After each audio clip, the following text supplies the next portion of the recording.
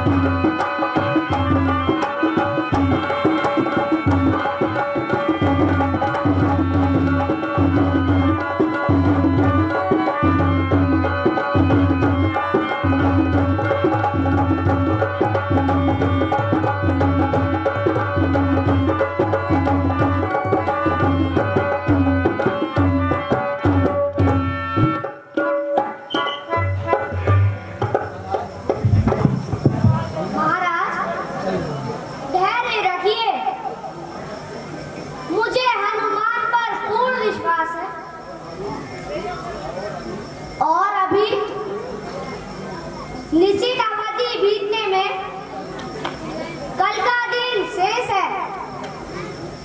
अच्छा सुग्रीव जी, जैसे आपकी इच्छा।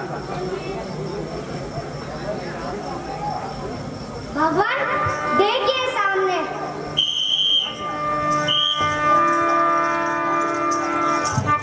भगवान देखिए सामने हनुमान जी आ रहे हैं।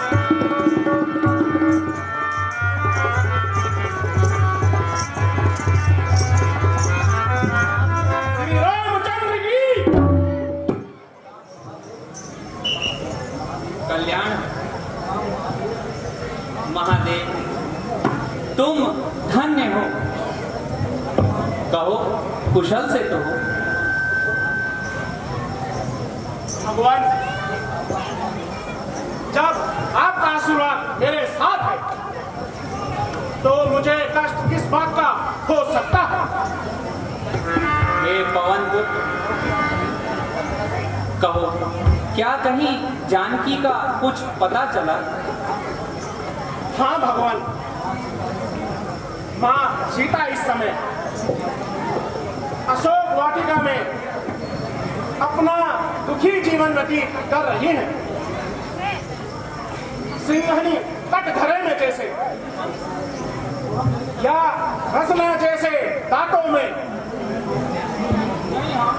वैसे ही वे सतवंती उस रजनी मातों में चलते समय कहा मुझसे, सब मेरी व्यथा सुना देना, जो प्राण जयंता पर छोड़ा फिर उसको आज याद दिला दे। भगवान, यह चूड़ामणि निशानी के रूप में उन्होंने आपके लिए दी है। हे पवनसुत, मैं तुमसे उऋण नहीं हो सकता, ऐसा है रंग ढंग तेरा। जब तक पृथ्वी आकाश रहे मैं ऋणी रहूं बजरंग तेरा। अब और विशेष कहें हम क्या, तू अब से प्राणों का प्यारा है। श्री भरत शत्रुघ्न लक्ष्मण से, सीता से भी बढ़कर प्यारा है। अच्छा सुग्रीव जी, अब आपका क्या विचार है? भगवान, अब युद्ध भूमि में ही रावण से बातें होंगी। अब आगे चलने की तैयारी कीजिए। जैसी तुम्हारी इच्छा।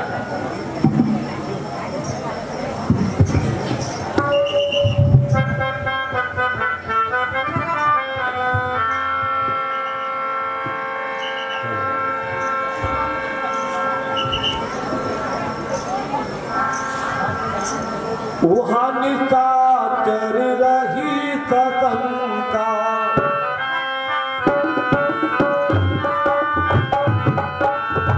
तब तेरा हुए कपिलंका।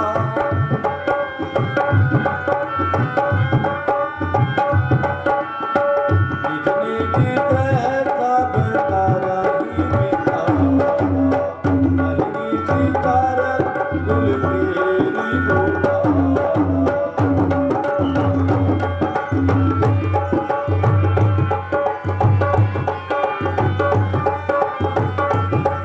हेलो हेलो हेलो,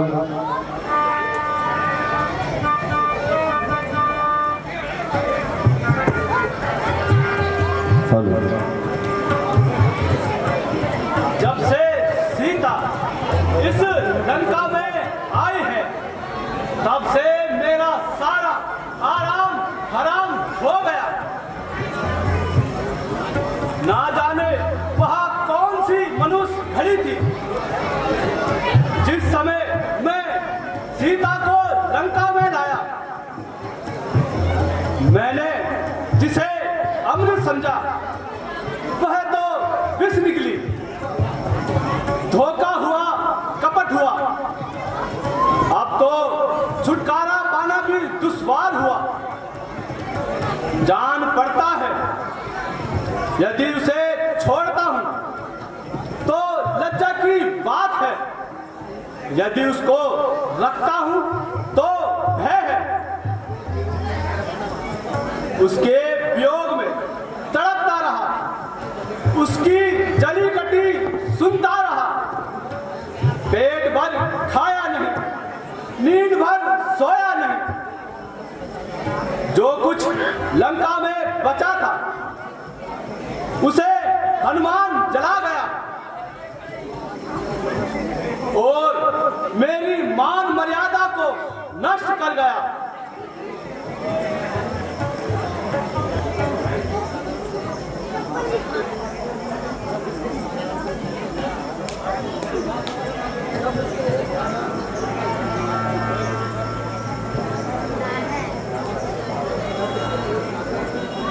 जब उसके साधारण से दूध का यह हाल है तो उसकी अपनी शक्ति कितनी प्रबल होगी।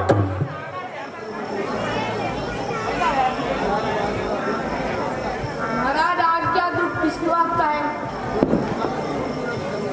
अभी तो लंका में शूरवीरों की कमी नहीं है।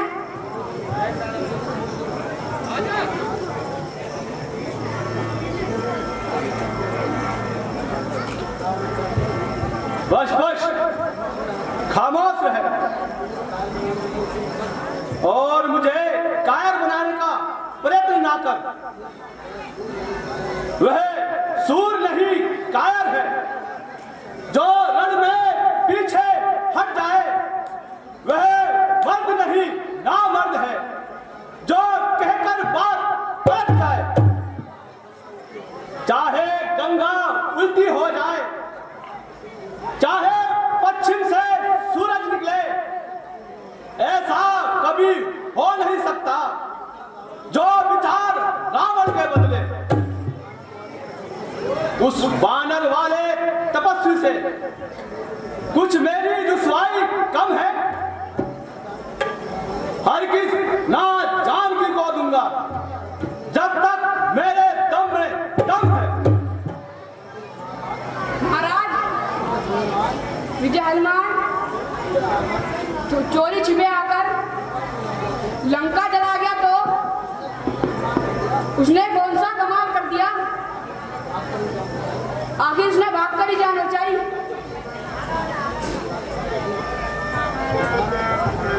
पिताजी,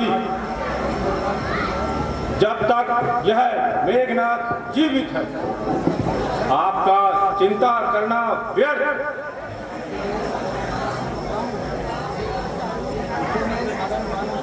उसे तो मैं एक साधारण वानर समझता हूं।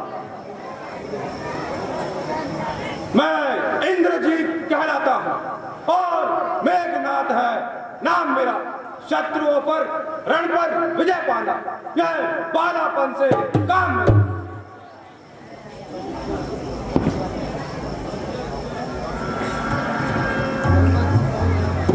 पिताजी, चलूंगा जिस ओर में उस तरफ भूचाल आएगा। जमीन तो एक तरफ, ब्रह्मांड भी कांप जाएगा। शाबाश बेटे शाबाश। अब मुझे किसी बात का गम नहीं, क्योंकि मेरे सूरवीर आज किसी प्रकार से कम नहीं है और लंका के बहादुरों का सामना करना किसी के अंदर दम नहीं है।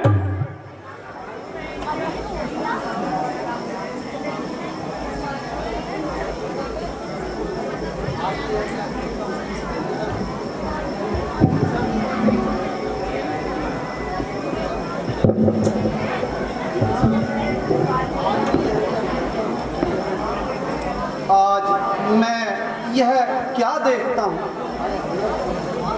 हाय अनर्थ! मुंह देखी प्रिय बात में नशा कर दिया। भ्राता जी, आपके मंत्री और सभासद आपसे डरते हैं, इसलिए मुंह देखी बात करते हैं। अग्नि तथा राहु को कभी छोटा नहीं समझना चाहिए। यह बुद्धिमानी का काम नहीं है। इसलिए मैं आपसे प्रार्थना करता हूँ, जिस प्रकार भी हो सके इस बला को गले से हटा दीजिए और बर्बादी से बचो। इसका उपाय यह है कि श्री रामचंद्र जी को सीता वापस लौटा दीजिए और उनसे मित्रता कर लीजिए। और भ्राता जी, आपने हनुमान की शक्ति तो देख ही ली है। जिसके दूध में इतनी शक्ति हो वह कितना शक्तिशाली होगा। चाचा जी, बस बहुत हो चुका। यदि आपको राम का अधिक भय हो तो आप कहीं जाकर छुप जाइए। अफसोस, बहन की नाक काटी जाए और भाई को लज्जा भी ना आए। जाओ कहीं जाकर डूब मरो। चाचा जी, कहीं मौत ने देख लिया तो फिर छिपने की जगह भी ना मिलेगी। अरे ओ नादान बालक, तू इस प्रकार जबान क्यों चला रहा है और पृथ्वी आकाश को एक कर रहा है। बिलात भर का लड़का और हाथ भर की जुबान इस समय अपनी बहादुरी जमा रहा है।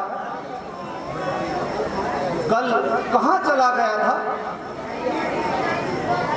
इसमें भी आपकी ही साजिश थी और आपकी ही चालाकी थी।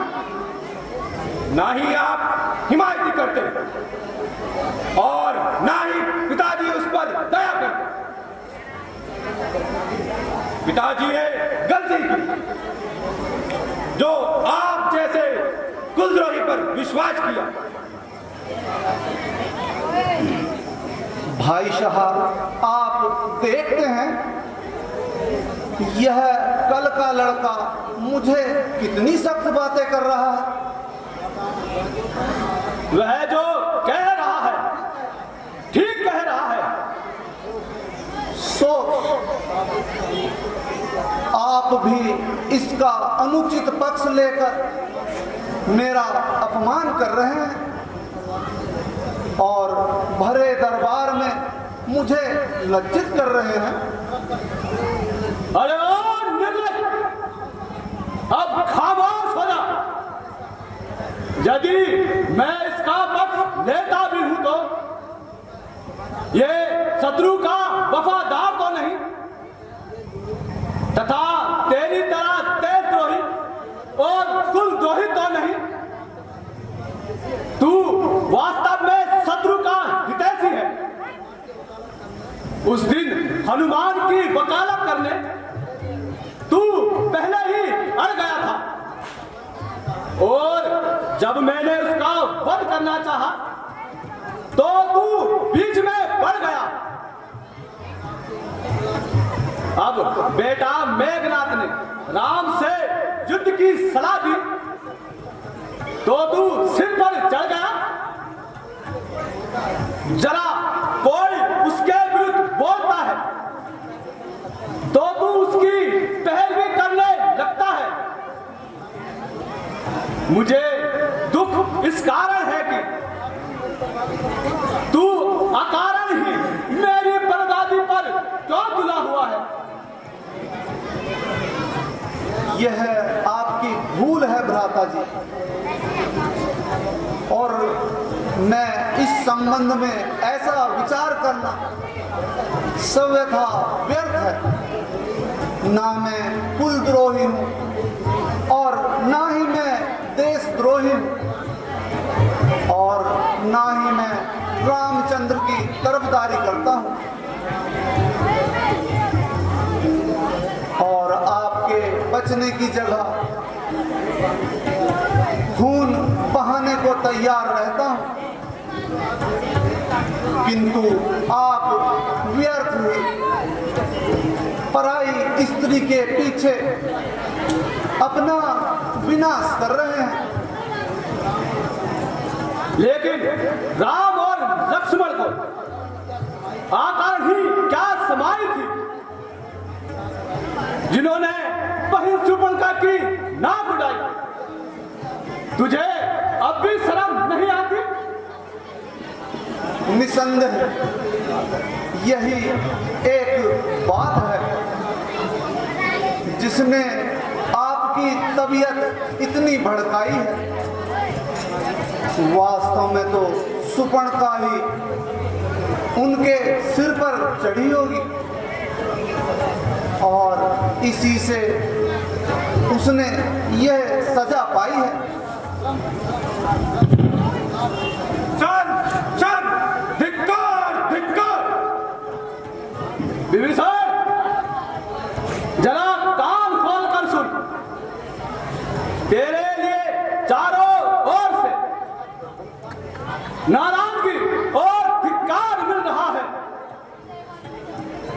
तेरे प्रति मेरे सेना का प्रत्येक वीर मरने और मारने को तैयार है।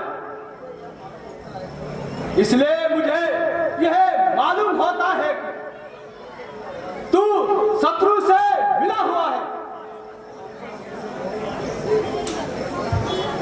बस बस खामोश विभीषण हो। अनुचित है दंड साहिदार की। गैर कोई कहता ऐसा तो काट देता उसके सर को। अरे कुलद्रोही कायर,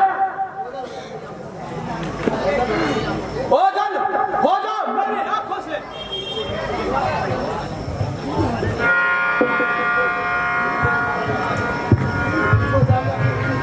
उनको जाकर अपनी नीति सुना और मिल जा उन तपस्वी बच्चों से। जा और मेरी आंखों से ओझल हो जा और मेरी राज्य की सीमा से बाहर हो जा।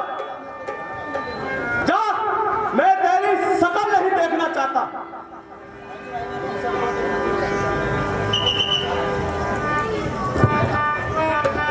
तेरा तेरा अभिमान सब जाता रहेगा। तेरा अभिमान सब जाता रहेगा। बाहु विभाव